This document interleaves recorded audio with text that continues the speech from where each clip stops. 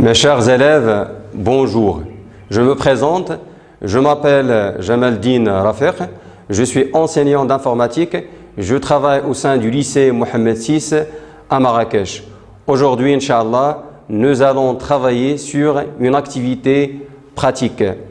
Donc cette séance, elle est destinée aux élèves de première année baccalauréat en sciences économiques et de gestion. Donc l'activité pratique d'aujourd'hui vous permet de maîtriser ce que nous avons déjà vu pendant la leçon numéro 8 de la messagerie électronique. Donc si vous le rappelez, la messagerie électronique tout simplement vous permet d'envoyer, de recevoir des courriers électroniques. Donc comme l'image le montre ici, donc la personne, Monsieur Ahmed, elle est en train d'envoyer des messages électroniques à Mademoiselle Sarah. Donc les deux personnes doivent posséder des comptes de messagerie électronique. Donc c'est-à-dire chacune des deux personnes doit avoir une boîte de messagerie chez un fournisseur de création de boîtes électroniques. Par exemple, Gmail, Yahoo, Outlook, FAP.org, etc. Donc la liste est longue. Je ne peux pas citer tous les fournisseurs de boîtes de messagerie électronique. Donc il suffit que l'expéditeur et le destinataire, les deux doivent avoir leur propre compte de messagerie électronique.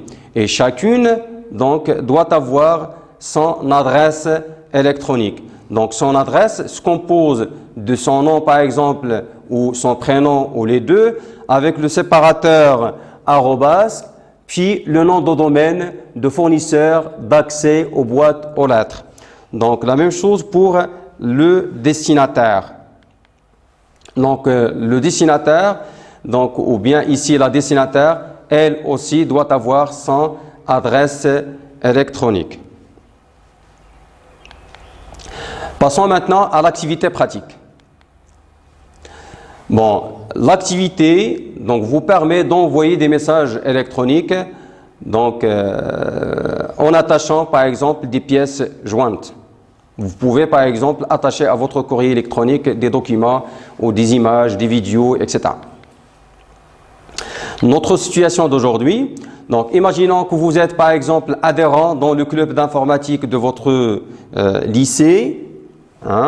Supposons que votre professeur encadrant vous a confié la tâche d'envoi des invitations à vos collègues qui doivent assister à une réunion mensuelle d'information.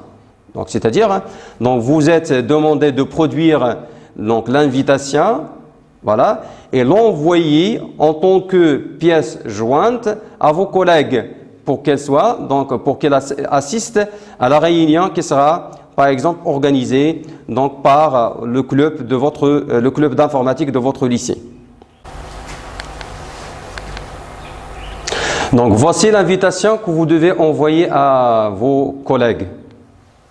Voilà tout simplement, c'est un document que vous allez produire sur le logiciel de traitement de texte.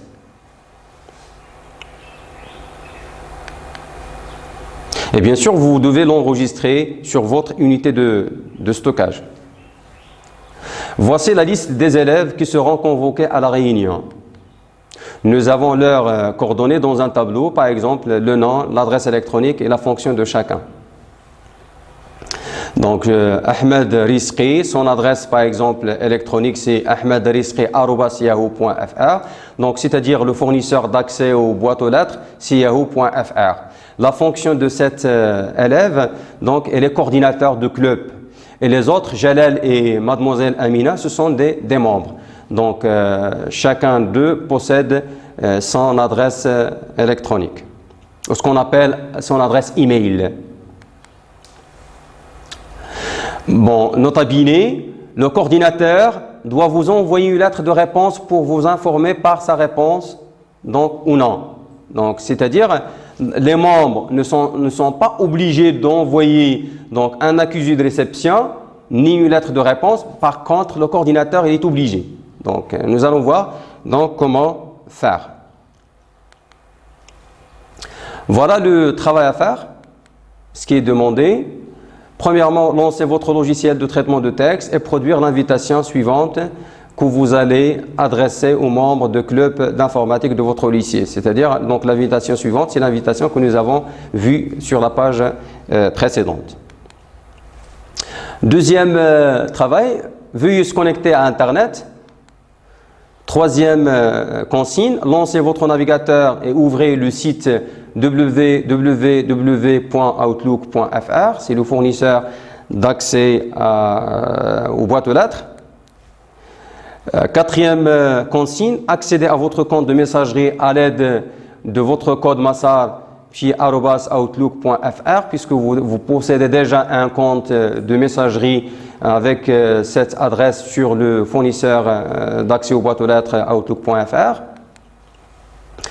En cinquième consigne, composez votre message, c'est-à-dire composez votre lettre, attachez en pièce jointe le fichier invitation.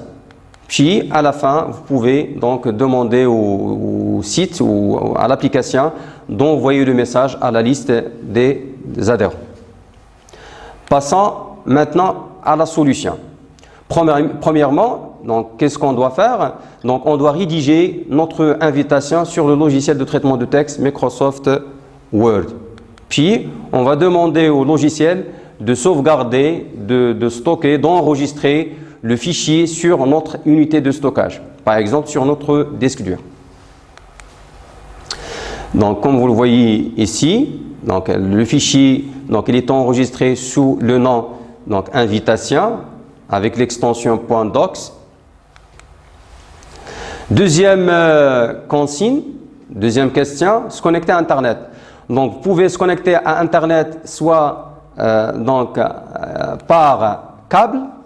Bon, vous branchez votre câble donc à votre machine, soit par Wi-Fi, sans fil, par exemple Wi-Fi. Une fois que vous êtes connecté à Internet, vous pouvez lancer votre site de messagerie, donc par exemple www.outlook.fr. Dans ce cas, vous devez lancer votre navigateur et taper l'adresse de votre site de messagerie. Donc, une fois la page d'accueil de votre site de messagerie est affichée, vous pouvez cliquer par exemple sur le bouton connexion ou parfois sur certains sites de messagerie, vous trouvez par exemple se connecter, s'authentifier, etc. Donc, le cas de outlook.fr, donc vous allez trouver donc sur la version actuelle, donc vous allez trouver le bouton connexion. Donc, le clic sur ce bouton vous donne tout simplement donc, une fenêtre donc, qui vous demande de saisir votre adresse email, donc votre adresse électronique. Donc, la saisie de l'adresse électronique, c'est-à-dire votre code massar@talim.ma, donc vous permet donc d'accéder à votre compte donc avec cette adresse. Donc, le clic sur le bouton suivant donc, vous amène vers une autre fenêtre qui vous demande donc, le mot de passe. Donc, une fois le mot de passe est tapé, vous pouvez cliquer sur le bouton se connecter. Vous aurez votre espace de travail, c'est-à-dire l'espace de votre boîte aux lettres. Donc, sur la partie gauche, vous aurez la liste donc, des éléments qui composent votre boîte aux lettres, plus donc, les messages qui sont reçus. Et dans la partie droite, donc, vous pouvez donc, consulter par exemple le contenu de vos messages. Étape numéro 5 ou question numéro 5. Composez votre message et attachez la pièce jointe. Qu'est-ce qu'on doit faire? Comment je procède pour composer un nouveau message? Tout simplement, je clique sur le bouton nouveau courrier, donc nouveau message, nouveau courrier. Et parfois, sur certaines applications, vous trouvez le mot nouveau, sans courrier, sans message. Donc le clic sur ce bouton vous donne donc dans la partie droite ici, hein, donc un formulaire qui vous demande de saisir votre message et les informations des destinataires, c'est-à-dire les adresses email des destinataires. Donc voilà le formulaire. Dans la partie A, on doit saisir l'adresse de la personne coordinatrice. Pourquoi? Parce qu'on attend une réponse de cette dernière, donc elle doit nous envoyer une réponse. Donc on doit mettre son adresse dans le champ A, donc c'est ahmedrizki@yahoo.fr, c'est l'adresse de Ahmed Rizki. Et dans le champ CC, donc le champ copie carbone ou copie conforme, on saisit donc les adresses des autres destinataires, c'est-à-dire des membres, puisqu'on n'attend pas une réponse de ces dernières. Dans la partie CCI, ce qu'on appelle copie conforme invisible, donc laissez vide. Ça va? Sinon, dans certains cas, si vous voulez par exemple, chacun ne sait qu'on a envoyé la convocation aux autres, donc là vous pouvez saisir les adresses dans cette partie ou dans ce champ. Après, tout simplement, dans le champ objet, donc vous pouvez mettre par exemple l'objet de votre message. Par exemple ici, nous avons saisi réunion d'information. En bas, vous pouvez saisir le corps de votre message. Par exemple, bonjour chers collègues, on vous informe par la présente lettre que vous êtes convoqué à la réunion mensuelle d'information qui aura lieu, etc. Bon, là, vous mettez le corps de votre message électronique. En bas, ici, vous avez un ensemble des outils donc vous pouvez utiliser pour faire la mise en forme de votre message électronique, que ce soit le mettre en gras, italique, souligné, changer la couleur de police, l'alignement, ainsi de suite. Donc vous avez donc pas mal d'options que vous pouvez utiliser afin de personnaliser votre message. Donc après, vous pouvez utiliser le lien joindre. Le lien joindre vous permet d'attacher votre pièce jointe, donc l'invitation, le document de Microsoft Word que nous avons produit tout à l'heure, donc l'attacher à votre courrier électronique. Donc une fois cliquez sur le lien joindre, ça va vous donner donc une boîte de dialogue qui vous demande de localiser votre fichier sur votre unité de stockage. Dès qu'il est localisé, donc vous pouvez le choisir et demander l'application de l'insérer. Donc vous voyez ici, donc elle est ajoutée à votre message. Enfin, tout simplement, donc pour envoyer votre message au destinataire, donc vous pouvez tout simplement cliquer sur le bouton envoyer. Dans Outlook.fr, vous avez deux boutons. Bouton en haut, donc bouton envoyer avec la flèche, et un bouton en bas, ici, il est invisible donc, dans cet écran, donc un bouton en bleu, donc envoyer. Donc les deux vous permettent d'envoyer votre message aux différents destinataires. Ça va? Donc mes chers élèves, nous avons terminé l'envoi des messages électroniques. Maintenant, nous allons voir le destinataire comment consulte le message reçu. Donc, c'est la lecture des messages reçus. Donc, tout simplement, le destinataire doit se connecter aussi à sa boîte électronique, que ce soit Outlook.fr ou Gmail ou autre. Puis, dès qu'il soit connecté sur sa boîte électronique, donc il peut consulter les messages reçus à travers l'élément boîte de réception. Toujours sur les applications de messagerie, vous trouvez un volet à gauche qui présente l'ensemble des éléments de la boîte de messagerie. Donc, vous pouvez consulter les éléments reçus à travers la boîte de réception, les brouillons, c'est-à-dire les messages qui ne sont pas envoyés mais sauvegardés par votre application, les éléments envoyés, les éléments supprimés, les courriers indésirables, etc.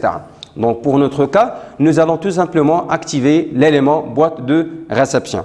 Et dans la partie qui se trouve au milieu, on aura donc l'ensemble des messages reçus. Donc vous allez trouver les messages reçus non lus, donc écrits en gras. Les autres, donc ils sont écrits avec une police normale, donc le style normal. Donc les messages qui sont écrits avec le style gras, donc ce sont des messages non lus. Vous pouvez cliquer ou double-cliquer sur le lien de votre message reçu, vous aurez automatiquement son contenu sur la partie droite. Donc voilà, avec donc bien sûr le fichier attaché, donc c'est l'invitation. Donc là, le corps de votre message, donc vous avez envoyé au destinataire, et ici donc le fichier attaché. Donc il peut cliquer sur le fichier attaché pour l'ouvrir ou pour le télécharger sur son PC par exemple. Donc mes chers élèves, nous sommes arrivés à la fin de cette séance. Donc, je vous remercie pour votre attention et j'espère que cette activité donc, vous permet de reproduire de la même façon vos messages électroniques et de les envoyer aux différents destinataires, soit vos collègues, soit vos amis. Surtout, nous sommes dans cette partie, donc l'enseignement se fait à distance, donc vous pouvez échanger des informations avec vos professeurs ou vos amis ou vos collègues. Donc, merci et à bientôt.